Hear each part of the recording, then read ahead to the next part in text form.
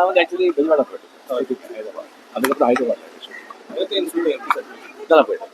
சரி, எப்படி சார் வந்துட்டு இருக்கு? நல்லா வந்து சார், இப்போ ஐஸ்வர்யா வந்து கதையை வந்து சங்கின்னு சொல்லாதீங்க அப்படின்னு ஒரு வார்த்தை சொல்லியிருக்காரு. எதுக்கு அது ஒரு படம் ப்ரொமோஷனுக்காக இந்த மாதிரி பேசுறதா ஒரு சமூக வலைத்தளம் ஒரு தகவல் பெற்று சங்கீகத்தை வந்து கெட்ட வார்த்தை அப்படின்னு சொல்லி ஐஸ்வர்யா எங்கேயும் சொல்லலை.